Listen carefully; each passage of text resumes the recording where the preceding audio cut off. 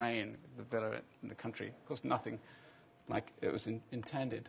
Or houses in the deep south. This is in Carolina here. Of course, this is the tradition, sort of plantation style. We have a version of Southern colonial, a kind of Doric, in a way, order, a neoclassical order. And that looks out, you imagine the landscape that looks out onto, land. Cultivated in the foreground, and then more of a wilderness beyond that, hunting ground, so on and so forth. Of course, what happens today. I mean, this is in a similar area here, but that appropriation of the let's say the southern neoclassical, the colonial style, in a house where the development has stopped, just leaves this forecourt, leaves this foreground. And again, the view from this, I should have taken a photograph, is this wonderful vista of the Carolina rolling landscape. And yet this house turns itself at 90 degrees to that wonderful vista. And it's a little bit like the house is turning its back away or turning 90 degrees to the tradition that it once mimicked. So really the real front of the house is fixated with this short view across the street. And we're only looking out the toilet window at this incredible vista beyond, and then you've got to stand up on the loo and look at it.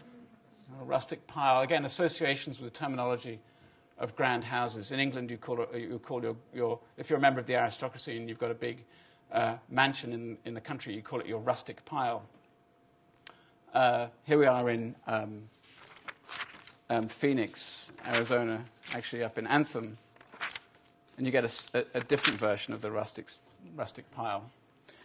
The pre-stressing of the structure in this manner, obviously people understand this, but you load up the roof for a couple of weeks so the structure settles, right? All the tiles sit on the top. Structure settles, then you put them on so you don't get any movement in the structure. So the pre-stressing of structures in this manner is an unwitting addition to the variety of ways in which buildings are deliberately associated with their landscape. Although only temporary, the appearance of these tile stacks offers an accidental link to the aesthetic vocabulary of the rustic desert contextualism.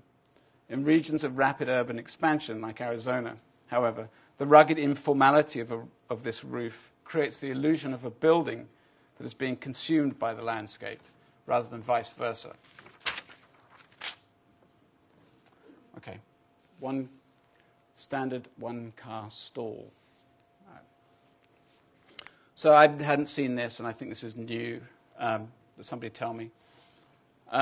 This is a plan of a building in Cave Creek.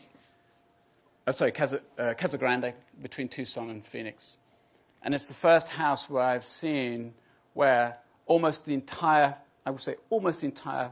front facade is